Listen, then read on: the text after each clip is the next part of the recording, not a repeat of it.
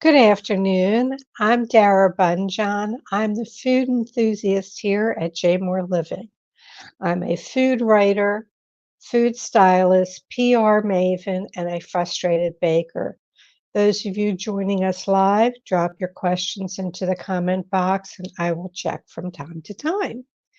Tracy Furman is our guest today. She is a chef, restaurant consultant, culinary teacher. So let's welcome Tracy. Hi, Hi. Tracy. What's on your plate today other than the show? That's wonderful. How are you? Thank you for having me. What's on my plate? Just making sure that we're able to grow our food and enjoy our fruits of our labor over time is my main goal these days. So When you say grow our food, I know at one point, weren't you involved with a farmer's market? I was, yeah, the main farmers market here in Greensboro. Actually, I've been involved in a couple of them around. Um, they Sorry, my phone's giving me notifications too. I apologize. But yes, I started in 2000 with a little coffee booth at our farmers market because I had been going there since I was little and there was never coffee and there's never good coffee. So I thought, let's do that. And that started led me down a really interesting path. Right. Um, you have your master's. I want people to know you have your master's of art in government and policy from Johns Hopkins University, advanced academic studies, and a bachelor's of science in international business management from the University of Baltimore. Where did food come into play with these degrees? Please tell me It's where food started for you. Well, food started very young. I come from a big family. We had Thanksgiving and Easter were our two big holidays.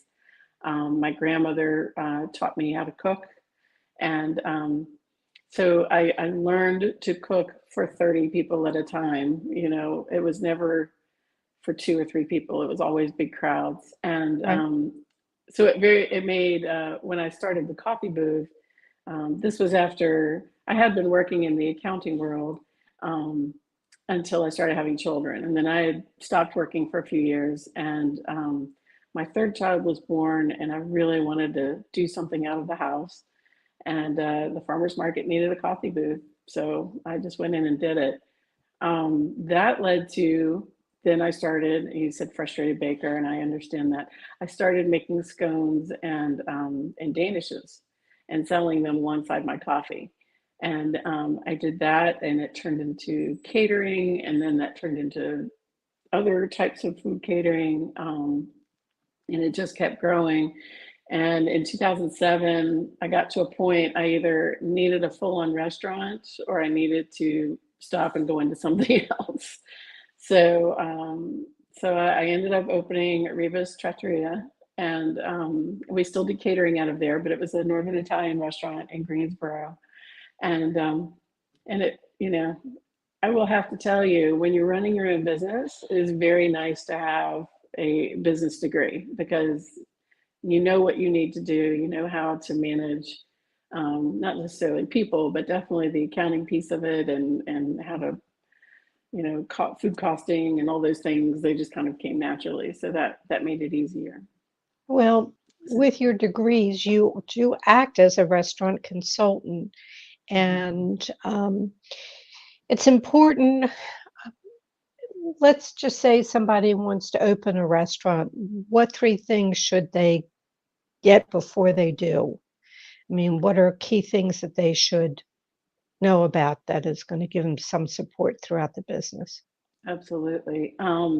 Really plugging into your local business organizations is a big help because there is support there, and you can find different things that you might not necessarily know you need. You need a graphic designer, you need a CPA, you need a good attorney. You need all these things to run any kind of business, but especially in the restaurant business. And then, then you can start worrying about location. Where is it going to be, and how are people going to get there? So, Uh, You were an owner, chef, and trainer at Blue Spoon Cooking School. Mhm. Tell us more about that. So that That's kind of where, started. We closed Riva's in 2011, mostly because we opened it in 2008, and that was a really bad idea to open a restaurant during a recession. Um, but we closed that in 2011, and I really, wanted to do the next thing. So I started this cooking school, and I was kind of doing it in people's homes, and I was working with a caterer that I became friends with, and I used his kitchen some. Um, and then that got too big, and so I opened Blue Spoon Cooking School at Revolution Mill, which is a converted mill into shops and apartments. Um, I had this beautiful 2,500 square foot kitchen, which is just unheard of. And I'm sorry, everyone in New York, I really am. But but it was really beautiful, and I could have these big cooking classes, and then in the mornings we did breakfast in a little cafe for the offices there at the mill. Um, so that kind of came out of both my parents were teachers, public school teachers. And my younger sister's a public school teacher. So it sort of came out of this natural desire to teach people. When my children were little, we did cooking classes at their elementary school. And to see children try something for the first time or become unafraid of food because it's different or it's something their parents don't give them, or just trying different things, it was just such a remarkable experience. And I wanted to continue that. I really thought that it was a lot of fun to do that.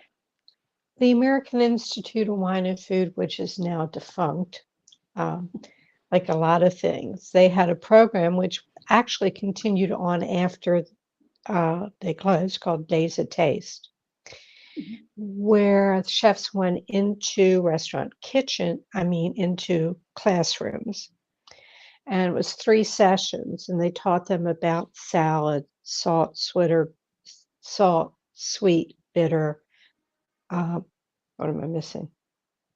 Okay, the four. Savory. Yeah. Salt, savory. It's not that. Okay, everybody. Here we go. Sweet, sour, salt, bitter, and then umami, if you believe the fifth thing.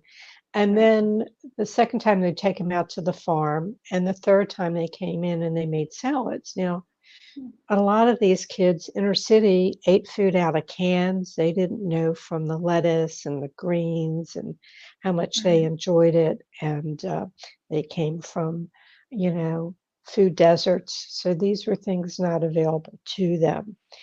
And, in teaching children, I'm sure, Mhm. you know, if somebody at home wants to teach their child about food, any tips for them that, might help them? There are a ton of children's cookbooks out there, and I think the best place to start is to get a cookbook and go through it with your child and pick something out that you want to try to make, and then go to a farmer's market or go to the grocery store together, buy the food, and then make it. One of the things that I used to scare parents, but it was all in good, was the ability for children to use knives at a younger age than parents probably want them to. um, we had plastic knives for the second graders, but when you got to middle school, you really have all the skills that you need or in the control of yourself to be able to use a sharp knife. Um, and that was something, don't be afraid of letting them try something. Um, Right. that was And good. just to everyone, a sharp knife is the safer knife. If your knives Absolutely. are dull, that's more of a problem. You're putting more pressure, more chance of it to slip. Mhm. So get your knives resharpened or get a new knife, get a good knife. And just with your steel, you've seen people with it, the long thing that goes and straightens the edge and it keeps it sharper for longer. Mhm. Um, so much here. And, you do a lot being down in Greensboro. You're actually with a nonprofit right now, Triad. Can you tell us more about that? Try Local First. Yeah, that is a nonprofit that supports local independently owned businesses. So no franchises, no big box, only people that, really are true startups and, bootstrapping it for the most Right. part. Well, with your background, policies and everything that you've done, um, you actively sought out a seat on the city council. You were Mhm. very, from what I could read, very involved in assisting restaurants during COVID, independent restaurants, and helping them get funds. Um, let's see, for some reason I thought you were a mom of two, but it's three. Three, yeah. Yeah. What Yes, two boys and a flavors? girl. Okay, and that's great. The farmers market, when you were there, and that was really, how long ago was that? Oh, it's been 20 years now. That's really when the farmers market really started to bloom, excuse the expression. Mhm. And, um, and I'm assuming that you hit the farmers market on the regular basis. What changes have you Mhm. seen in the farmers market, or what have you seen that's gotten Oh, better about farmers markets? well, for first, they open later, which is fantastic. So when when I had my coffee booth, I had to be there at 5:30 because people would show up at 6 a.m., even though the market officially didn't open till 7. And I'm very grateful that is now 8 o'clock and nobody really shows up till 9. And I'm not a morning person, so it was great. Um, but I have seen quite a change when I first started going to the farmers market here in Greensboro, and I lived in Baltimore in the 90s, and then we moved back here when I was in 2000. So in 2000, you went to the farmers market and you got your fruits, your tomatoes and your cucumbers and watermelons and all this. But it was very, very hard to find leeks. You could not find leeks. You couldn't find broccoli varietals. There were, you know, um, they basically sold, onions in season and then collard greens, sweet potatoes, peppers, onions, tomatoes, and squash. That was it. There was no variety. And it comes from a real Southern country background. This is what people ate most of the time. And I would say, hey, you're growing onions, could you grow some leeks too? And they'd look at me like I had three heads. Now you can get, broccoli rabe, and you can get even Roman broccoli, the Roman broccoli, the little ones, artichokes, all kinds of garlic. It's very, very different. There's a lot more variety. There was kind of a turnover. A lot of those farmers have retired. They've gotten older. It's been 20 years. And there's a lot of young, really young farmers, in their early 20s, which I find very exciting because that Right. means this is going to continue. The the farmers market, I know here in Baltimore, we're lucky. You mentioned that, of course, you went to the University of Baltimore and Johns Hopkins. And I'm just curious, any restaurants of those days that stick out in your mind or things that you remember about food in Baltimore?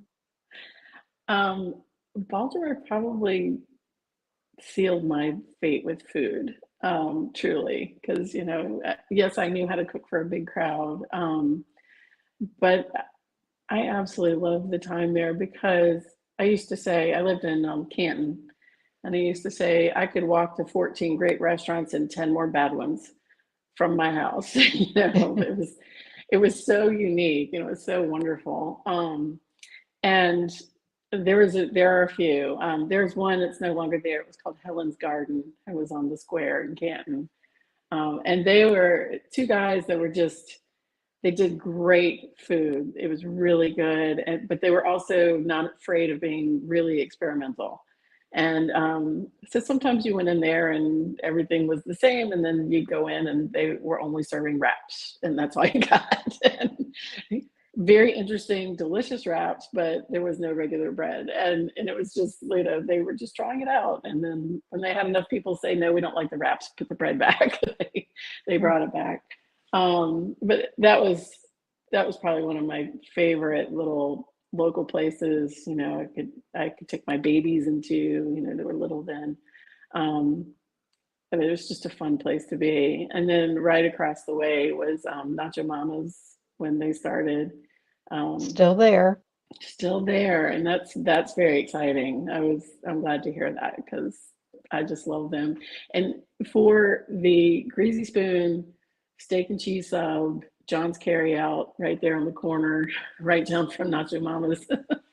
They have the I can't I, best. I can't tell you if that's still there. There have been a couple of places that have come and gone, and Tom, Mm. who was with Helen's Garden, started partnered with Gypsy Queen Truck, and they did a Oh, thing, the Gypsy Queen Truck Stop. very Basically, cool. they cooked in a truck, but they had a big old garage that they converted into a restaurant. And it was a lot Oh, of wow. fun, but he burned out and COVID came, so you could appreciate that. And, Oh, yeah, it had absolutely. its time. I'm just looking through my notes. You're a life member and past chair of community engagement at the NAACP, the Hmm. Greensboro branch. How was being part of that organization been influential in what you do? Um, it has been, well, it has opened my eyes to quite a few things. I found, a lot of people that were very excited to get into the business world and to work, and ran into difficulties.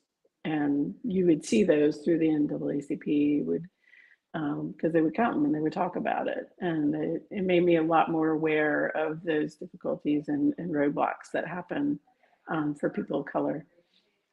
And my work there was just to support and whatever I could Guide. do to help people get through whatever their Great. issues were.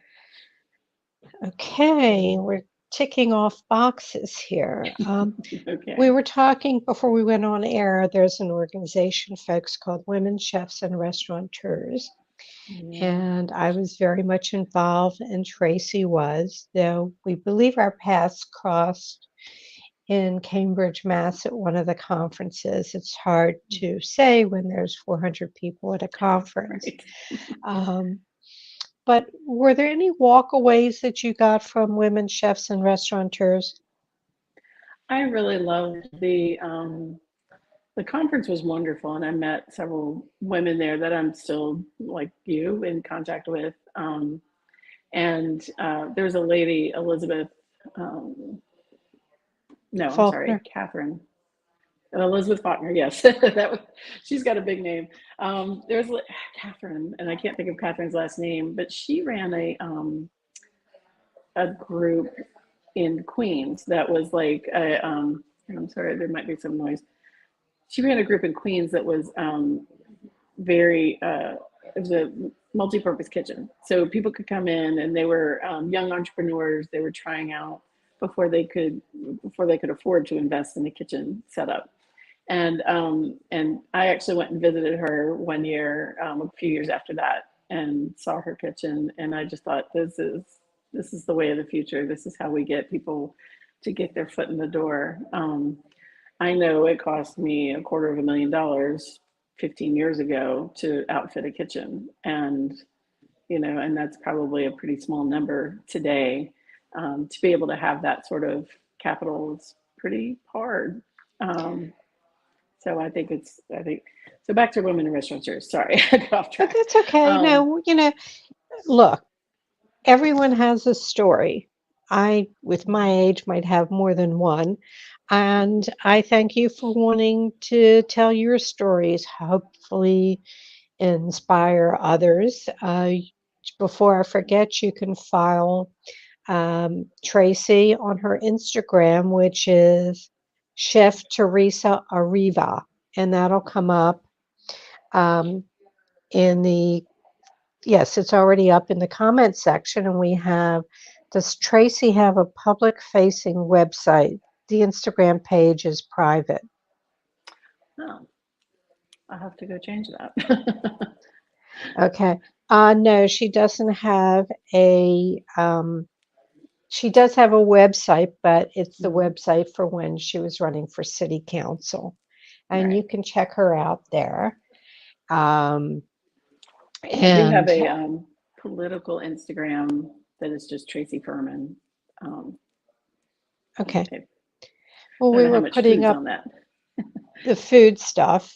We didn't know how much people wanted to get involved with this, the specifics of Greensboro's political being. Sorry, my brains are gone. You were talking about kitchens, shared kitchens, and Hmm. while I'm trying to think of, Kat Smith is a gal here in Baltimore with another gal. They started Front Kitchen. They're doing Hmm. that. They bought a building. They're doing a fabulous job, and they were on the show a ways back. Kat's been on twice. Just I'm looking here. I have notes, and if you were going to give a tip to anyone thinking about going into catering, Hmm. any big tip on that?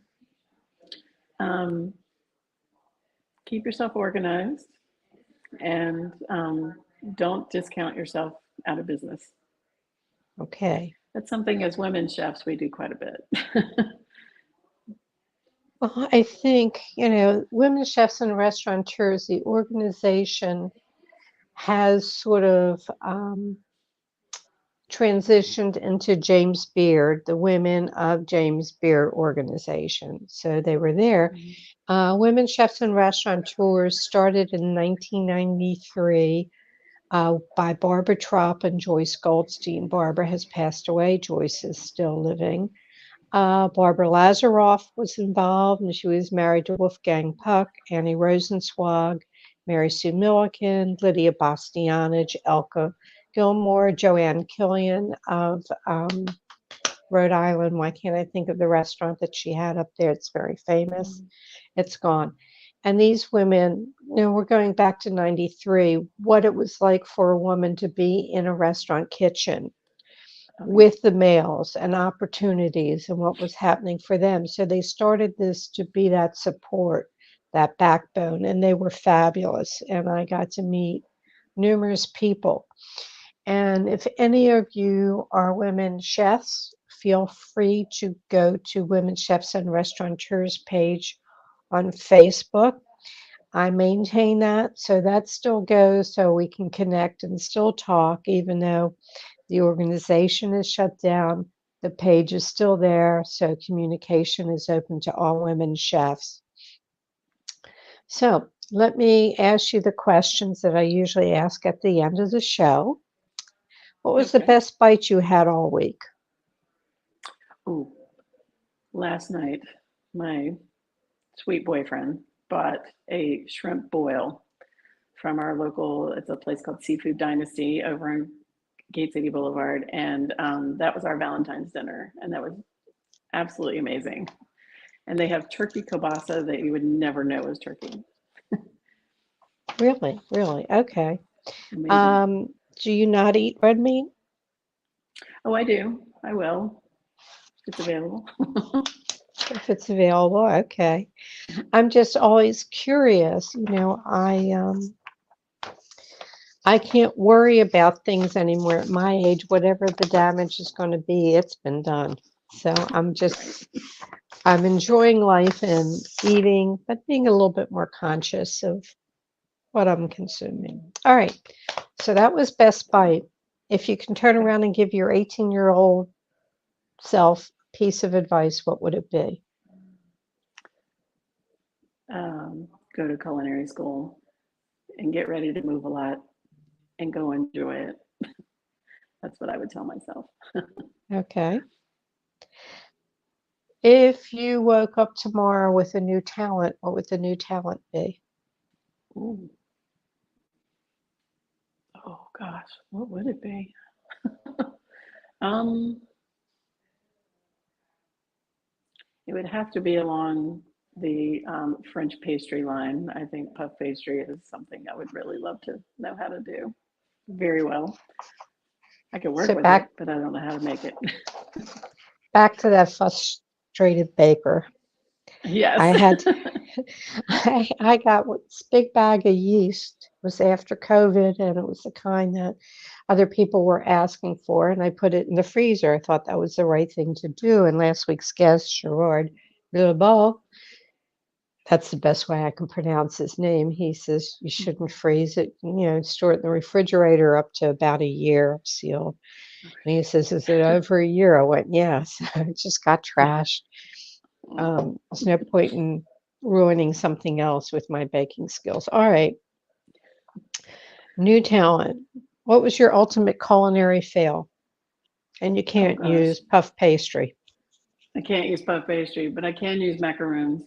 I was working with the dessert chef at Sedgefield Country Club here, and we made an entire speed rack of macaroons that did not come out, and that was awful.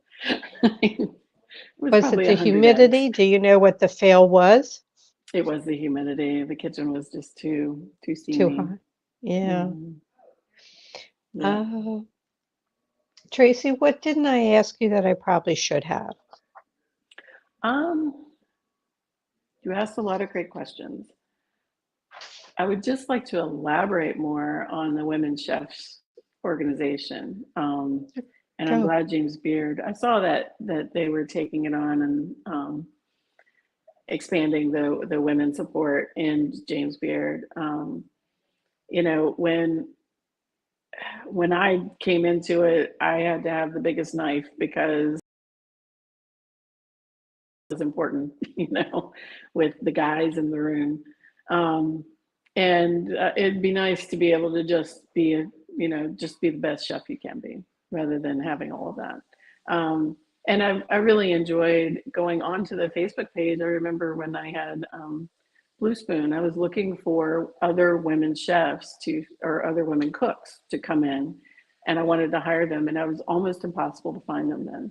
Um, I'm very glad now. I totally jaded my children. All three of them are in the food industry, and they all work with plenty of women. So I'm really glad to see that that's changed.